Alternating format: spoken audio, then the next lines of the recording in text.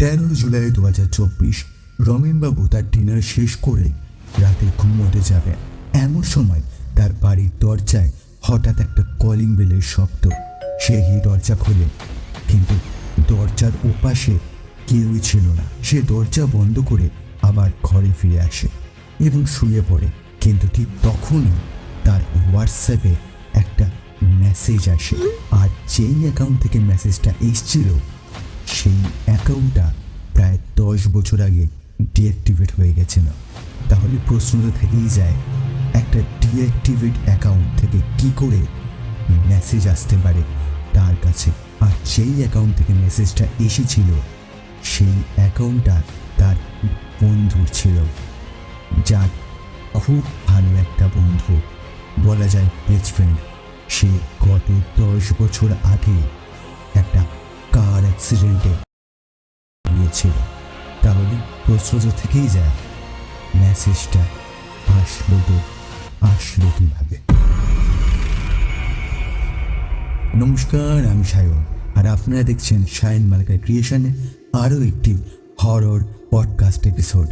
আর আজকের ঘটনাটি শুধু আপনারা শুনবেনই না, দেখবেনও। তবে ভিডিওটি শুরু করার আগে একটা কথা বলতে চাই, যারা এখনও অবধি আমাদের চ্যানেলটি সাবস্ক্রাইব করেননি, প্লিজ সাবস্ক্রাইব করে নেবেন, আর পাশে থাকা বেল আইকনটি বাজিয়ে দেবেন অবশ্যই। আর যারা আমাদের ফেসবুকে দেখছেন তারা অবশ্যই পেজটিকে ফলো করে দেবে। তাহলে চলুন, কানে হেডফোন আর চোখ দুটি স্ক্রিনে শুরু করা যাক আজকের হরর পডকাস্ট এপিসোড। রমেনবাবু প্রায়শই রাতে দেরিতে খেতে বসতেন। অফিস থেকে ফিরে কাজ বাজ ও ফ্যামিলির সাথে একটু সময় কাটানো, আর তারপর তিনি খেয়ে ঘুমোতে যেতেন। ঠিক তেমনই সেরই রাত হয়ে যায় তার ডিনার সেরে ঘরে ফিরতে, ঘুমোতে যাবার জন্য। সে যখন ডিনার সেরে ঘুমোতে যাবেন, হঠাৎ তখন তার বাড়ির দরজায় একটা কলিং বেল বাজে। সে দৌড়ে ছুটে যায়, আর তারপর ফিরে যা দেখলেন সেটা তো অবাক করা হবে, কারণ দরজার উপাস থেকে যখন কলিং বেল বেজেছে নিশ্চয়ই কেউ থাকবে না। দরজার ওপাশে কিন্তু কেউ ছিলই না, বরং ছিল একটা চিরকুট বা একটা ছোট কাগজের টুকরো, যে চিরকুটে লেখা ছিল, কেমন আছিস? বোধহয় আমায় ভুলে গেছিস, তাই আর খোঁজও নিস না, আমার অ্যাকাউন্টটাও ফলো করিস না। সে একটু অবাক হয়, ভাবে পাড়ার অলিতে গলিতে কোনো চ্যাংড়া ছোকরা হয়তো তার সাথে মজা করেছে। সে কাগজটিকে দুমড়ে মুচড়ে দিয়ে ফেলে দেয়। তারপর সে ঘরে ফিরে আসে। ঘরে ফিরে এসে সে শুয়েও পড়ে। সে তার স্ত্রী বা সন্তান কাউকে কিছু জানায় না, কারণ সে হয়তো কোনো পাড়ার অলিতে গলিতে চ্যাংড়া ছোকরারা তার সাথে মজাই করেছে, এই ভেবেই সে কিছু জানায় না। সেই রাতে সে শুয়ে পড়ে। কিন্তু ঘটনা এখানেই শেষ নয়। পরদিন যখন সে অফিসে বেরোতে যাবে, তখন সে লক্ষ্য করে একটা হোয়াটসঅ্যাপ মেসেজ। নাম্বারটা খুব চেনা, হোয়াটসঅ্যাপ কন্ট্যাক্টটাও তার কন্ট্যাক্ট লিস্টে সেভ করা। নাম সন্তোষ। সেই সন্তোষের অ্যাকাউন্ট থেকে মেসেজটা ঠিক সেইটাই এসছে গতকাল চিরকুটে যেটা লেখা ছিল, বোধহয় আমায় ভুলে গেছিস, তাই আর খোঁজও নিস না। কিন্তু এটা কি করে সম্ভব? কারণ তার বন্ধু 10 বছর আগে তো একটা কার অ্যাক্সিডেন্টে, ভয়াবহ দুর্ঘটনাতে। তাহলে মেসেজটা করছে কে? সে তখন একবার ভাবে, চিন্তা করে যে তার কোনো ভাই বা দাদা বা কোনো পরিবারের সদস্য তার সাথে মজা করছে না তো?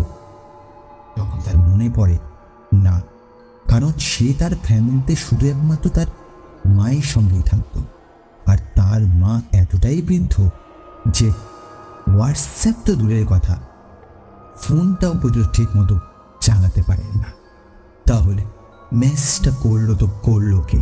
সে হোয়াটসঅ্যাপ কন্ট্যাক্টটা ব্লক করে দেয়। আর এইটাই ছিল তার জীবনের সব থেকে বড় ভুল। সেদিন সে সারাদিন অফিস সেরে বাড়িতে ফিরে আসে। বাড়িতে ফিরে এসে তার স্ত্রী অনন্যাকে সব ঘটনা খুলে বলে যে তার বেস্ট ফ্রেন্ড যে ছিল আজ থেকে 10 বছর আগে মারা গেছিল, যেই সন্তোষ, তার হোয়াটসঅ্যাপ কন্ট্যাক্ট থেকে একটা মেসেজ আসে। তার স্ত্রীও ভাবে যে সে হয়তো একটু কোনো মজার শিকার হয়েছে। এই বলেই তারা হাসি ঠাট্টা করে ব্যাপারটা উড়িয়ে দেয়। ঠিক রাত 11:35 সেদিনও সে খেয়ে দিয়ে শুতে যাবে, ঘুমোতে যাবে। এমন সময় তার হঠাৎ চোখে পড়ে তার যে আলমারির দরজাটা সেটা খোলা, আর সে লক্ষ্য করে তার আলমারিতে যে অ্যালবামটা ছিল যেখানে সেই সন্তোষের সাথে তার ফটো আছে একটা, সেই ফটোটা খুলে বার করা। কিন্তু কি করে সম্ভব? কারণ আলমারির চাবি তো তার কাছে ছাড়া আর কারো কাছে নেই। তাহলে আলমারিটা খুললো কিভাবে? তার স্ত্রী ও সে ব্যাপারটা নিয়ে ডিসকাস করে। তারা একটু এবার ভয় পায়। তারা সেই রাতে শুয়ে পড়ে। ঘড়ির কাঁটায় ঠিক রাত 3:21 হঠাৎ তার ফোনে একটা কল আসে। কলটা কার? সেই সন্তোষের। কলটা রিসিভ করতে তার হাত রীতিমতো কাঁপছে। এবার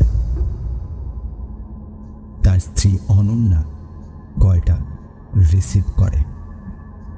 কলের ওপাশ থেকে কোনো শব্দ নেই, কোনো পিন ড্রপ সাইলেন্স। কিন্তু যখনই তার বন্ধু কলটা রিসিভ করে, কানে দিয়ে বলে হ্যালো, তখন কলের উপাস থেকে ভেসে আসে ঠিক একই গলা। বোধহয় আমায় তুই ভুলে গেছিস, তাই আর খোঁজ নিস না, আমায় শান্তি দে। কিন্তু এইবার যে লাস্ট কথাটা অ্যাড হয়েছে এখানে, আমায় শান্তি দে, কথাটা তার মাথায় গেঁথে গেছে। পরদিন সে তার পাড়া প্রতিবেশীকে ঘটনাটা খুলে বলে। বাকিরা সবাই মজা করলেও একজন নাপিত, যে তাদের পাশেই সেলুনে একটি চুল কাটে, সে বলে হয়তো তার আত্মা কোনো কারণে মুক্তি পায়নি, তাই হয়তো সে তার সব থেকে কাছের মানুষ যাকে বেশি ভালোবাসত তার কাছে ফিরে এসে তার যন্ত্রণার কথাটি বলছে। তোর বরং কোনো ভালো তান্ত্রিকের সাথে যোগাযোগ করে। সেই মতো তারাপীঠের এক সিদ্ধ সাধক তার কাছে যায়, পুরো ঘটনাটা খুলে বলে। আর সেই সাধক তাকে জানায় সত্যি তাই, যে কার অ্যাক্সিডেন্টে মারা যায় তার আত্মা এত সহজে মুক্তি পায় না, বরং আশেপাশে ঘুরে বেড়ায় যতক্ষণ না তার আকাঙ্ক্ষা, ইচ্ছে, তৃপ্তি পূরণ হচ্ছে। আর তাই হয়তো তার সব থেকে কাছের মানুষটার কাছে সে 10 বছর পর ফিরে এসছে, কারণ তার পুনর্জন্ম হচ্ছে না। পুনর্জন্মে কখনো কখনো যে মানুষরূপেই হবে এর কোনো মানে নেই। পুনর্জন্ম কিন্তু বিভিন্ন রকম, বিভিন্ন রূপে হতে পারে। কাক, পাখি, পশু, যে যা ইচ্ছে, যা রুচি হিসেবে। তাই তুমি একটা গয়াতে গিয়ে পিণ্ডদান করো, সেই মারফত রাতে ফিরে আসে। ফিরে এসে আবারও সেদিন তার সাথে সেম ঘটনা ঘটে, তবে এইবারের ঘটনাটা ঘটে একটু আলাদা। কি ঘটনা? তারা রাতে খেতে বসে, প্রত্যেকেরই ডিনার টেবিল সাজানো, তার সন্তানের, তার স্ত্রীর। তারা খেয়ে দিয়ে উঠে যায়। সেখানে প্রত্যেকের গ্লাসে জল ভরা ছিল। সেখানে একমাত্র তার বন্ধু গ্লাসের জলটা ভর্তি ছিল। সে স্পষ্ট মনে আছে সে জলটা খায়নি, কিন্তু যখন হাত ধুয়ে তার ডাইনিং টেবিলে আসলো, তার স্ত্রী ও তার সন্তানের গ্লাস তো অর্ধেক করে ভরা।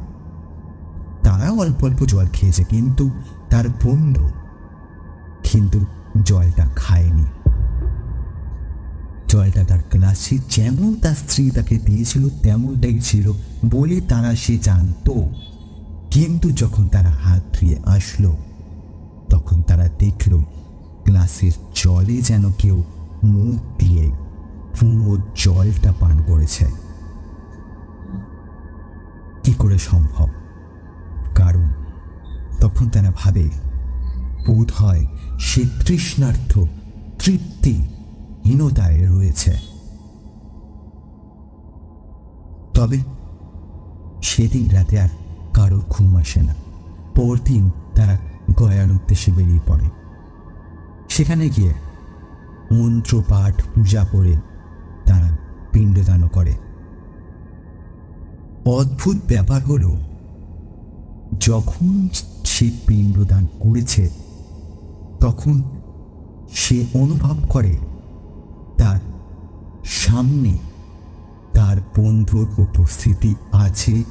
সে স্পষ্ট ফিল করেছিল তার কাঁধে কেউ যেন হাত বুলিয়ে চলে গেছিল। তবে সেই পিণ্ডদান তো সম্পূর্ণ হয়েছে, কিন্তু আজ রাতে হয়তো এখনো তার কাছে কোনো আর নেগেটিভিটি এনার্জি উপস্থিতি সে অনুভব করেনি ঠিকই। তবে সে প্রতি রাতে ঘুমোতে যাওয়ার সময় আজও দেখে তার আলমারির যে অ্যালবামটা, সেটা পাতাটা উল্টানো। সে যতবার বন্ধ করে রাখে ততবার সে পাতাটা খুলে যায়। হ্যাঁ, তবে আলমারিটা বন্ধ থাকে, এবার শুধু ভেতরের রাখা সেই অ্যালবামটার পাতাটা উল্টে যায়। কি অদ্ভুত ব্যাপার, তাই না? বোধহয় এই কারণে বলা হয়, যে মানুষ একবার হারিয়ে যায় এই পৃথিবী থেকে, এই মায়া বঞ্চিত করে, তার কোন স্মৃতি ঘরে রাখতে নেই। এটা বেদনাদায়ক হলেও এটাই বাস্তব, আর যেটা আমরা এখন অবধি বুঝে উঠতে পারি না। সে যতই আপন হোক না কেন, তার কোন স্মৃতিটুকু পর্যন্ত ঘরে রাখতে নেই। আর যদি সেটা অপঘাতে হয় তাহলে তো ছেড়েই দিন। আপনার কি মতামত কমেন্টস বক্সে জানাতে ভুলবেন না। আর কেমন লাগলো আজকের এই ঘটনাটি অবশ্যই কমেন্ট করে জানাবে। এইরকম আরো নানান সত্যি ঘটনা পেতে অথবা ভূতের গল্প পেতে আমাদের চ্যানেলটি সাবস্ক্রাইব করে পাশে থাকা বেল আইকনটি বাজিয়ে দেবেন। দেখা হচ্ছে প্রতি সপ্তাহে ঠিক মঙ্গল, বৃহস্পতি আর মাঝে মাঝে শনিবার। তাহলে চলুন, ভালো থাকবেন, সুস্থ থাকবেন, সুরক্ষিত থাকবেন, আর এভাবেই